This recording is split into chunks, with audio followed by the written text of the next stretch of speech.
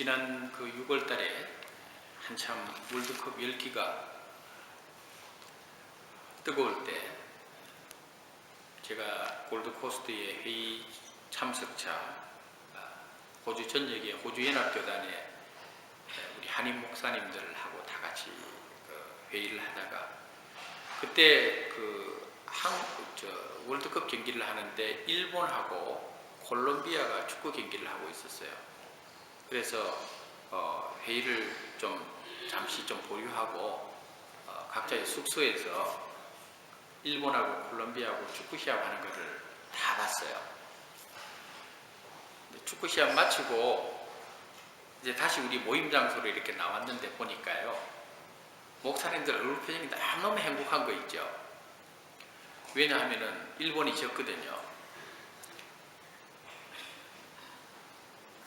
같은 아시아권에서 시합에 나갔는데 이왕이면 이기면 좋다 생각해야 되는데 우리 한국 목사님들은 목사라도 일본이 져니까 너무 좋은 것 같아요. 그냥 입이 이만큼 꼬리가 올라가가지고 너무너무 행복하고, 물론 저도 일본 져니까 너무 좋더라고요.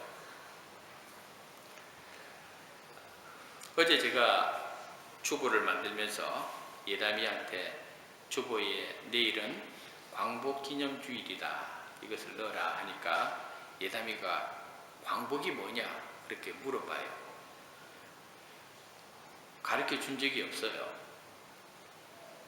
외국에 산다는 핑계로 우리나라의 역사를 너무 안 가르쳐 준 부모의 잘못도 있다고 생각을 합니다.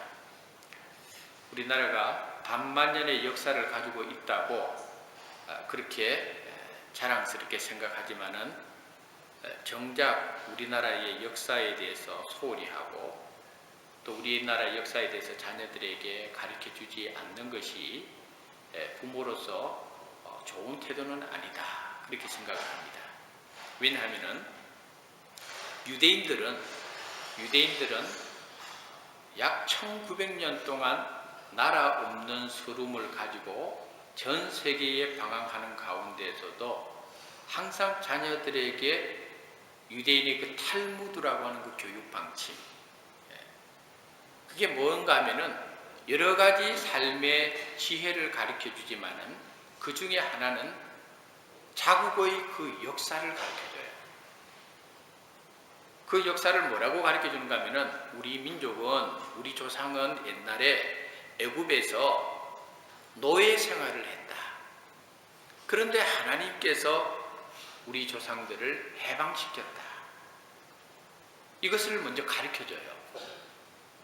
우리 조상들이 아주 세계를 정복했다, 이런 이야기가 아니다, 이 말이에요. 우리 조상들이 하나님 앞에 죄를 지어가지고 애굽에서 노예 생활을 했다. 그 과거의 아프고 부끄러운 역사를 먼저 자녀들에게 가르쳐줘요. 왜 가르쳐주겠어요? 그걸 잊지 말라는 거죠. 그걸 잊지 말고 살아라는 거죠. 신명기 32장 7절에 이런 말씀이 있어요. 옛날을 기억하라. 역대의 연대를 생각하라. 네 아버지에게 물으라. 그가 네게 설명할 것이요 네 어른들에게 물으라. 그들이 네게 말하리로다. 오늘 시편 126편은 이스라엘 백성들이 바벨론으로 포로로 잡혀가가지고 약 70년 동안 바벨론의 포로 생활을 했습니다. 그러다가 하나님의 은혜로 다시 본국으로 귀환을 했어요. 귀환해 온 백성들이 남의 나라에 포로로 잡혀가 있다가 다시 본국으로 귀환해 왔으니 얼마나 마음이 기쁘겠어요. 얼마나 마음이 즐겁겠어요.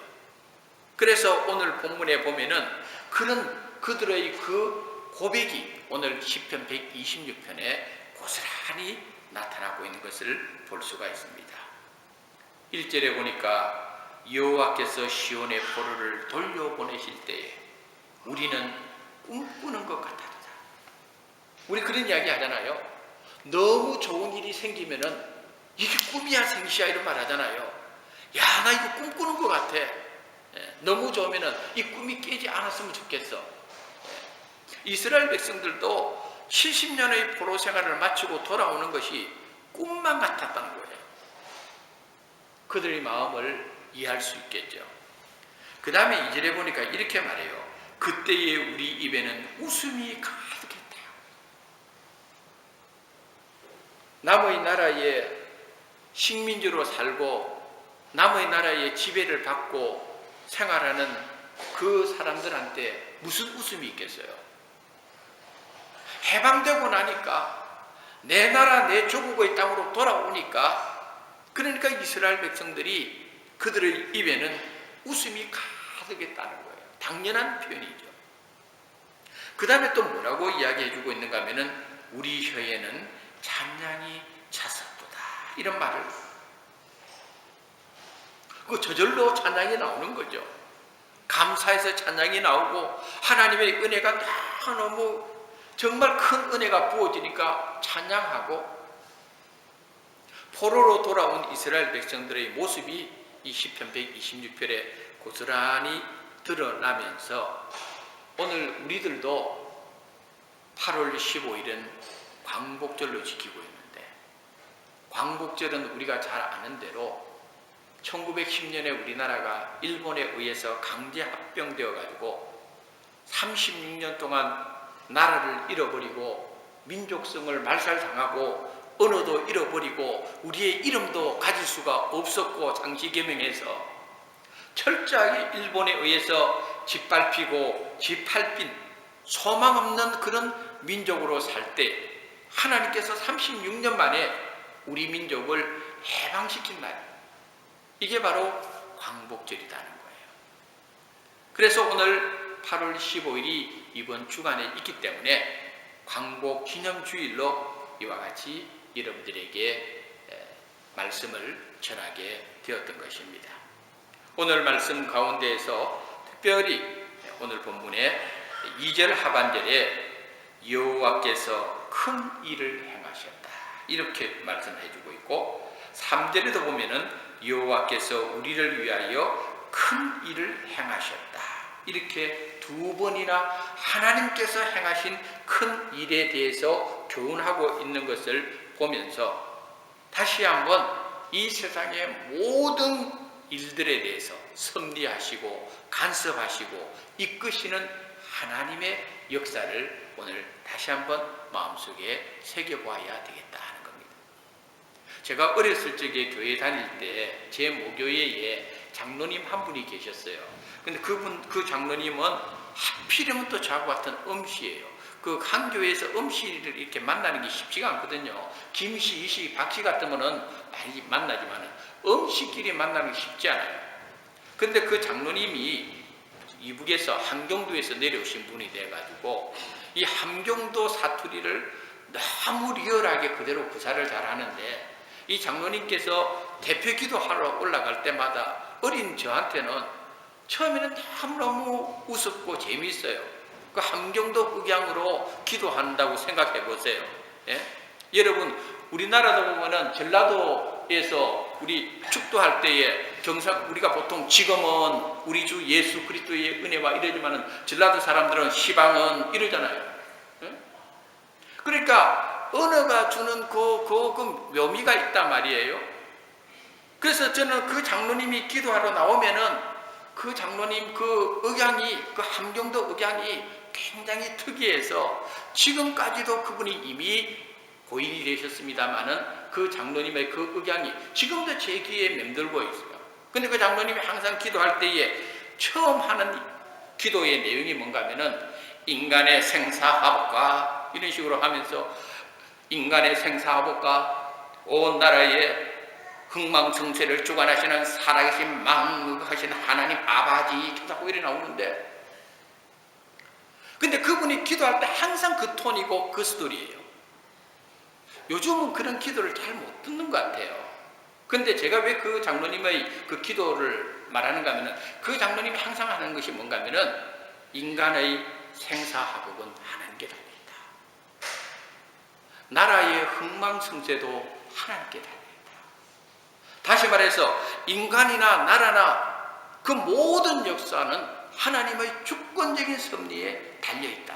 이것을 그 기도문 속에 강조하고 있는 것을 보면서 맞다. 우리들이 살고 있는 우리들의 이 개인의 삶도 다 하나님의 그 섭리 속에 우리는 매일매일 인도함 받고, 또 우리 나라가 잃는 것도 그렇고 나라를 다시 회복하는 것도 그렇고, 이 모든 것이 하나님의 주권적인 섭리 속에 이루어지는 일이구나. 그 어느 것 하나도 인간의 뜻대로 또 제국의 힘이 강하다고 해서 제국 마음대로 되는 것은 아니다는 것. 철저하게 하나님의 주권적인 섭리 속에 이루어지고 있다는 것. 이것을 우리가 오늘 광복기념주의를 통하여 다시 한번 우리가 깨달아야 되겠다는 것입니다. 실로 우리나라가 일본으로부터 36년 동안 식민지 지배를 받았을 때에 우리나라 자체의 힘으로 일본으로부터 우리가 해방될 수 있는 그런 능력이 있었나요? 없었잖아요. 우리 민족은 대대로 참 가난한 민족이에요. 우리 민족은 대대로 정말 고난을 받았던 민족이에요. 그렇기 때문에 우리 민족이 일본에 의해서 지배를 당했을 때에 우리 민족 스스로 일어설 수 있고 대항할 수 있고 넘어설 수 있는 힘이 있었느냐? 결코 없었다는 거예요. 그런데 제2차 세계대전이 종전되면서 우리나라는 일본으로부터 해방되는 기쁨을 맞이했는데, 세상의 눈으로 볼 때는 미국이 주도한 연합군이 결국은 일본을 무너뜨림으로 인해서 우리나라가 일본으로부터 해방되었다고 볼 수 있는 것이 세상의 시각이지만은, 영적인 시각에서 보면요, 이것은 철저하게 하나님의 시나리오에 의해서 이루어진 일이라는 것. 하나님의 주권적인 섭리에 의해서 우리나라가 해방되었다는 것. 이것을 우리는 결코 잊지 말아야 되는 거예요. 그래서 우리가 오늘 광복기념주의를 지키는 이유는 이 광복의 의미가 하나님께서 행하신 일이구나. 하나님께서 우리 민족을 구원하셨구나. 하나님께서 우리 민족을 해방시키셨구나. 이것을 우리에게 보여주는 실증적인 예라는 것을 우리가 알 수가 있다는 것. 우리가 지금 광복기념주의를 지키지만은 20세기에 들어서 우리 민족이 여러 가지 위기를 만났잖아요. 6.25 전쟁도 겪었어요. 우리가 6.25 전쟁만 하더라도 하나님의 주권적인 섭리가 아니면은 우리나라는 완전히 무너지고 말았습니다. 1960년대, 70년대에 우리나라가 고도의 경제 성장을 이루게 된 것도요, 그래서 가난을 물리칠 수 있었던 것도 하나님의 은혜가 아니면 그런 일을 할 수가 없는 거예요. 그러므로 우리가 오늘 말씀을 통해서 다시 한번 기억해야 될 것은 철저하게 내 모든 삶의 역사 속에는 하나님의 주권적인 섭리가 임하고 있구나. 두 번째로 오늘 본문을 우리에게 주는 중요한 교훈은 뭔가 하면요, 큰 일을 행하신 여호와 하나님을 증거해 주고 있어요. 오늘 본문의 역사적 사건으로 돌아가 보면요, 솔로몬이 죽고 나서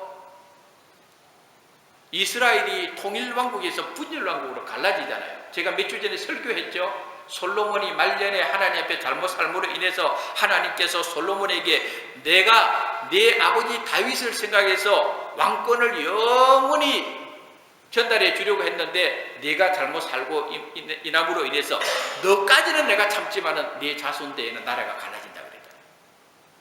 하나님의 그 예언대로 솔로몬이 죽고 나서 이스라엘은 우리나라처럼 남과 북이 갈라져 가지고 남쪽은 유다, 북쪽은 이스라엘 이렇게 해가지고 독자적인 정권, 독자적인 왕권을 서로 내세워 가지고 경쟁하기도 하고 어떨 때는 협력하기도 하고 어떨 때는 또 전쟁도 벌이기도 하고, 이게 이스라엘의 솔로몬이 죽고 난 후의 역사예요. 그런데 남쪽 유다는 그래도 그나마 좀 착한 왕들이 좀 나와가지고 종교개혁도 일으키고 하나님 앞에 바로 서려고 하는 몸부림도 좀 쳤어요. 그런데 북쪽 이스라엘만큼은요, 악한 왕들만 나온 거예요. 그래서 북쪽 이스라엘은 훗날 누구한테 망했는가 하면요, 아수르라고 하는 나라에게 망합니다. 그리고 그 다음에 또 남쪽 유다는 어디에 망하는가 하면은 바벨론에 의해서 망하는 거예요. 오늘 시편 126편은 바로 그때 남쪽 유다가 바벨론에 의해서 망하면서 많은 남쪽 유다의 똑똑한 사람들이 바벨론으로 포로로 다 잡혀간 거예요. 그리고 남쪽 유다에 별 볼 일 없는 인간들만 거기 남아 있었던 거예요. 그리고 70년의 세월을 그렇게 바벨론 땅에서 살았으니까 얼마나 힘들었겠어요. 고향으로 가고 싶다고 해서 갈 수 있나요? 없다 이 말이에요. 그런데 하나님께서 이미 남쪽 유다가 타락했을 때에 선지자들을 보내가지고 계속적으로 신호를 줬어요. 너희들이 회개해라. 회개만 하면은 망하지 않는다는 길을 보여줬어요. 그런 사인을 줬는데도 불구하고 남쪽 유다가 끝까지 회개하지 않으므로 결국 바벨론에게 무너지고 말았던 슬픈 역사가 성경에 기록되고 있어요. 그런데 이 바벨론이 무너지고 나서 이 바벨론 제국도 오래가지 않았어요. 그 다음에는 어떤 나라가 일어났는가 하면요, 파사라고 하는 나라가 일어난 거예요. 파사가 뭔가 하면은 페르시아 제국이에요. 이 페르시아 제국이 바벨론을 무너뜨리게 된 거예요. 그러면서 놀라울 만한 일이 생긴 거예요. 바벨론으로 포로로 잡혀갔는데 제국이 싹 바뀌었어요. 페르시아 제국으로. 그래서 여전히 남쪽 유다 백성들은 포로 생활을 하고 있는데, 그때의 파사의 왕이었던 고레스 왕이 하나님께서 역사하신 거예요. 고레스 왕이 남쪽 유다에서 잡혀온 모든 이 사람들을 본국으로 돌려보내라 하는 고레스 칙령을 낸 거예요. 오늘 이스라엘 백성들이 고백하는 거예요. 고레스는 하나님을 알지 못하는 왕인데 하나님께서 그 가운데 역사하신 거예요. 그래서 이스라엘 백성들이 그것을 보고 뭘 깨닫게 되는가 하면은 하나님께서 큰 일을 행하셨다. 고레스라고 하는 하나님을 알지 못하는 그 제국의 왕이 일어나가지고 자기 이 민족도 아닌 이스라엘 백성들을 본국으로 보낼 줄 어떻게 알았겠어요, 여러분? 하나님이 다 아시는 거예요.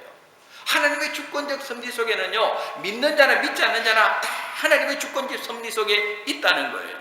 그런데요, 고레스가 다 보내주겠다 이랬을 때요, 이스라엘 백성들이 한편으로는 기뻤지만은요, 한편으로는 걱정이 너무 많았던 거예요. 무슨 걱정이 많았느냐 하면요, 이스라엘 백성들은 어느 곳에 있든지 성전 중심이에요. 성전 중심이에요. 그런데 바벨론에 의해 가지고 이스라엘이 무너질 때 성전은 철저하게 짓밟히고 철저하게 파괴됐다 이 말이에요. 여러분, 우리가 오늘날도 집 하나 살다가 집 안 살고 한 몇 개월만 지나면 어떻게 됩니까? 그 집이 완전히 폐가 되죠. 예루살렘이요, 바벨론에 의해서 철저하게 망했으니까 여러분 수십 년의 세월이 지나서 그 가보면 엉망인 거예요. 엉망이에요. 그런데 본국으로 돌아가는 이스라엘 백성들 입장에서도 고민이 많은 거예요. 이거 어떡하나? 성전을 건축해야 되는데 우리는 수십 년 동안 남은 날에 집에나 갖고 있었고 우리는 가진 것도 없고 고민인 거예요. 그런데요, 고레스 왕이 또 말하는 거예요. 그냥 가지 말고 너희들이 바벨론에 의해서 포로로 잡혀왔고 바벨론 제국에 의해서 너희들이 약탈당한 그 모든 것들을 다시 받아가지고 너희 나라로 가서 너희 나라 성전을 건축해라. 이런 은혜를 주신 거예요. 기가 막힌 일이잖아요, 여러분.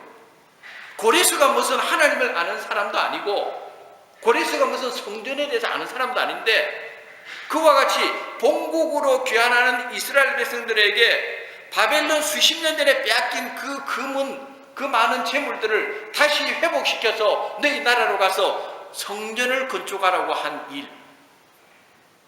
그러니까 이스라엘 백성들이요, 너무 감격하는 거예요. 그래서 오늘 본문에 보니까 여호와께서 우리를 위하여 큰 일을 행하셨다는 것을 두 번이나 반복할 때는 그런 이유가 있다는 거예요. 여러분, 여기서 우리가 하나 배워야 될 것은요, 다른 사람한테 일어난 일은 별거 아닌 것 같아도 내 삶 속에서 일어난 일에 대해서요, 이거는 하나님의 행하신 일이다 라고 우리는 고백해요. 그죠? 고백한다 이 말이에요. 그게 뭔가 하면은 신앙을 해석하는 거예요. 내가 해석하는 거예요. 내 삶 속에서. 다른 사람은 몰라. 그런데 이 일은 남들이 볼 때는 평범하게 일어나는 일 같고, 남들이 볼 때는 그거 참 너 참 운 좋은데 이렇게 이야기할 수도 있지만은요, 우리 신앙인의 관점에서는 운이 좋아서 그렇습니까? 아니에요. 내가 똑똑해서 그렇습니까? 아니에요. 철저하게 우리 신앙인의 관점에서는 이건 하나님이 행하신 일이다. 하나님의 은혜로 이루어진 일이다. 여러분, 지금까지 그런 일들이 여러분 생활 속에서 얼마나 많았나요? 남들이 볼 때는 평범한 것 같고, 남들이 볼 때는 그놈 참 운 좋은데 뭐 또 좋은 사람 만났고, 아니에요. 좋은 사람 만난 것도 하나님의 은혜예요. 그때 당시 이스라엘 백성들이 고레스라고 하는 페르시아 왕을 만난 것도 하나님의 은혜예요. 하나님 알지 못하는 그 왕을 통해서 하나님 그렇게 역사하신 거예요. 그러니까 이스라엘 백성들이 그것을 통해서 하나님이 행하신 일이라는 것을 알았다 이 말이에요. 여러분, 하나님은 지금도 저와 여러분의 삶 속에서 큰 일을 행하실 분인 것을 여러분들은 알고 믿어야 됩니다. 하나님은요, 그래서 풍성하신 하나님이고, 우리가 복음성에서 찬양할 때도 위대하신 주님, 크고 강하신 주님 찬양하잖아요. 제가 여러분 앞에 기도할 때, 우리가 치유와 회복을 기도할 때에, 우리가 기도하고 제가 그 기도의 확신에 대한 선포를 할 때에 예레미야서 33장 3절에 있는 말씀을 제가 여러분들에게 종종 선포할 때 그 내용을 여러분 귀담아 잘 들어보면은, 너는 내게 부르짖어라 내가 내게 응답하겠고 내가 알지 못하는 큰 일이랬어요, 작은 일이랬어요? 큰 일. 내가 알지 못하는 큰 일, 크고 그 다음에 또 비밀한 일이라. 비밀. 하나님이 입에 놓으신 거예요, 여러분. 여호와께서는요, 저와 여러분을 위해서 큰 일을 날마다 입에 놓고 있는 거예요. 여러분, 그걸 믿어야 돼요. 그래서 여러분들은 비전을 크게 가지고 기도해야 돼요. 그래서 여러분은 크신 그 하나님의 능력에 붙들림 받아야 돼요. 그 하나님을 신뢰해야 돼요. 하나님은 그래서 풍성하신 하나님이라는 것을 우리가 알아야 돼요. 마지막으로 오늘 본문이 우리에게 주는 중요한 교훈은요, 울며 씨를 뿌리는 자에게는 기쁨으로 단을 거둘 날이 온다. 울며 씨를 뿌리는 자가 돼. 여러분, 우리가 정말 가치 있는 것은요, 그냥 얻어지는 것이 아니에요. 정말 가치 있는 것은요, 노력 없이 얻어지는 것도 아니에요. 수고 없이 얻어지는 것도 아니에요. 울며 씨를 뿌리는 성도가 기쁨으로 단을 거두는 역사를 체험해요. 오늘 성경은 그것을 우리들에게 명백하게 보여주고 있는데, 거기에 대해서 오늘 말씀 가운데서 제가 설교를 준비하다가 울며 씨를 뿌린 자들이라는 책이 한 권이 있어요. 과거에 멜번 한인교회를 담임했던 지태영 목사님께서 쓴 책인데, 그 책의 주된 내용이 뭔가 하면요, 1880년대부터 1960년대까지 7, 80년대까지도 되겠네요. 그때까지 이 호주 땅에서도, 특별히 이 멜번에 말이죠, 이 빅토리아주, 바로 이 멜번 땅에서 선교사들이 부산 지역과 경남 지역을 집중적으로 선교를 하러 갔어요. 약 130명 가까운 선교사님들이 이 빅토리아주에서만 부산 경남 지역으로 가서 선교를 했어요. 그래서 제가 부산에 있던 교회도 호주 선교사님이 세운 교회예요. 일대 목사님 호주 목사님이에요. 그래서 그 지태용 목사님이 쓴 책의 제목이 울며 씨를 뿌린 자들인데, 그 선교사들이 여러분 1880년대, 1890년대, 1900년대 우리나라가 6.25 날 때까지, 우리나라 70년대까지 우리나라 얼마나 못 살았어요. 그런데 이 호주 선교사들이 뭐가 그리 할 일이 없어서 그렇게 가난하고, 그렇게 못 배우고 무식하고, 그렇게 가진 것이 없는 우리나라까지 와가지고 그 사람들이 복음을 전하겠냐 이 말이에요. 하나님의 그 열정에 사로잡혀가지고 이 호주 선교사들이 와서 부산 경남 지역에 예수 그리스도의 복음을 전한 거예요. 그들이 그냥 전했겠어요? 놀면서 전했겠어요? 아니에요. 그래서 그 선교사님들의 그들의 그 복음 사역을 딱 표현하자면 오늘 본문 말씀이에요. 눈물을 흘리면서 부산 경남 지역에 우리 한국에 있는 이 죽어가는 영혼들을 향하여 호주 선교사님들이 눈물로 씨앗을 뿌린 거예요. 복음의 씨앗을 뿌린 거예요. 그 복음의 씨앗을 받았으니 여기 오늘 있는 이 목사도 그 복음의 씨앗을 통해서 얻은 결실이에요. 얼마나 많은 한국의 부산 경남 지역의 교회들이, 얼마나 많은 학교들이, 얼마나 많은 유치원들이 울며 씨를 뿌린 호주 선교사들의 사역을 통하여 기쁨으로 단을 거두는 역사가 일어났다는 거예요.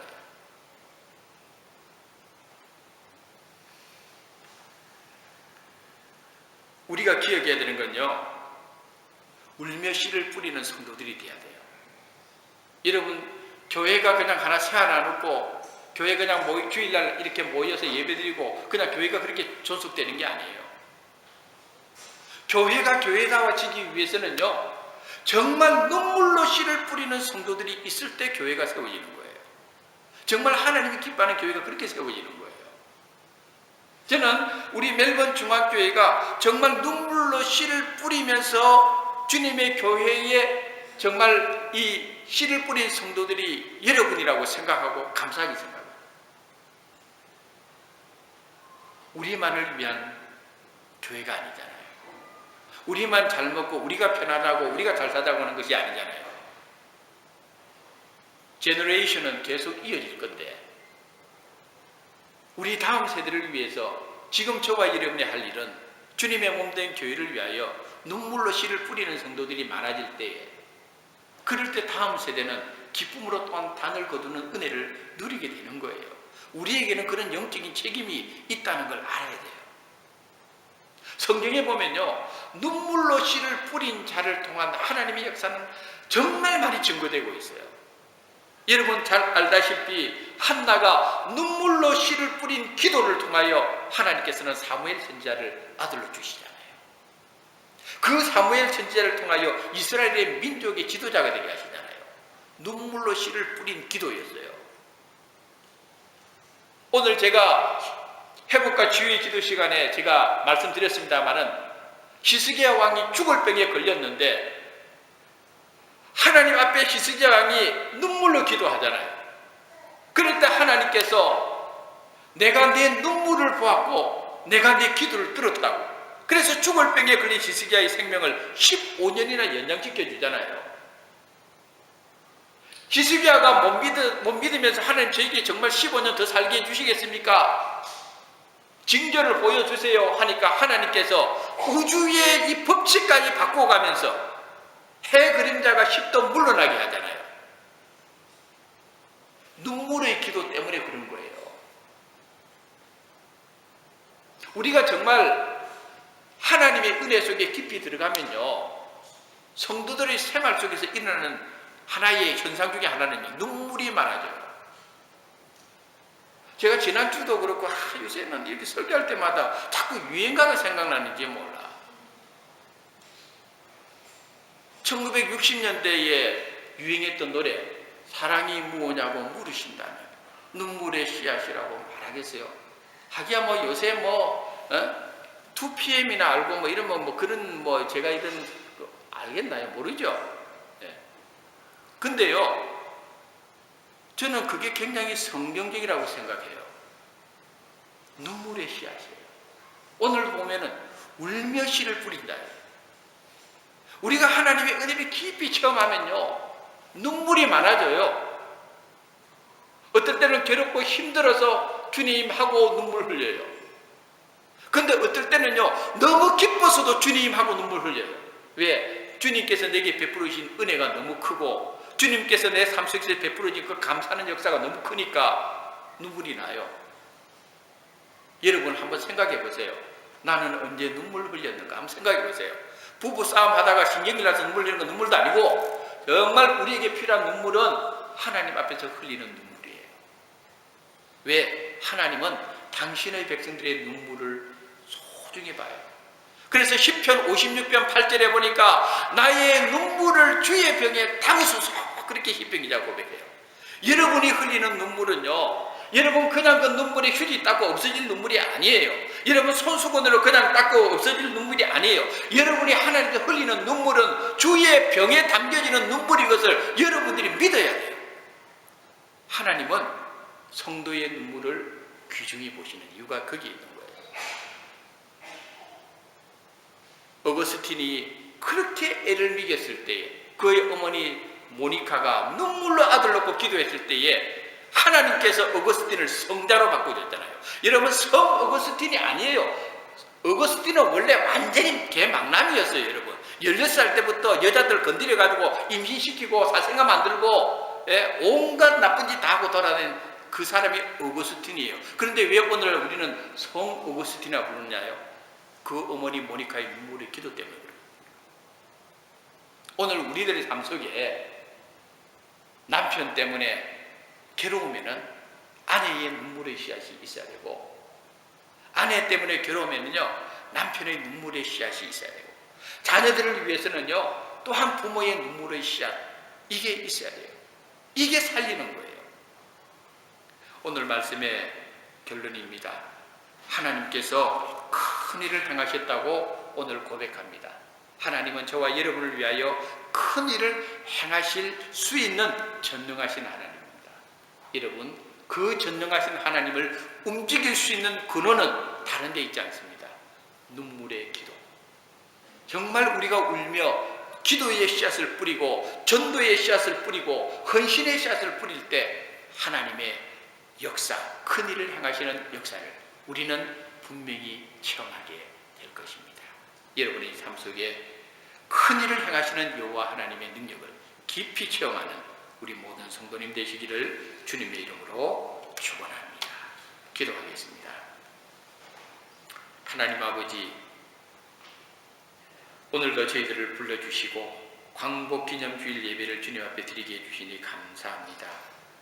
역사의 주인 되시고 인간의 생사화복의 주인 되시고 모든 나라와 민족과 역사의 흥망성쇠까지도 주관하시는 그 하나님의 주권적 섭리를 우리가 오늘 이 최첨단의 시대에 살고 있는 오늘의 현실 속에서도 변함없이 주님의 주권적 섭리를 우리가 기억하고 믿음으로 바라볼 수 있는 은혜를 허락하여 주옵소서.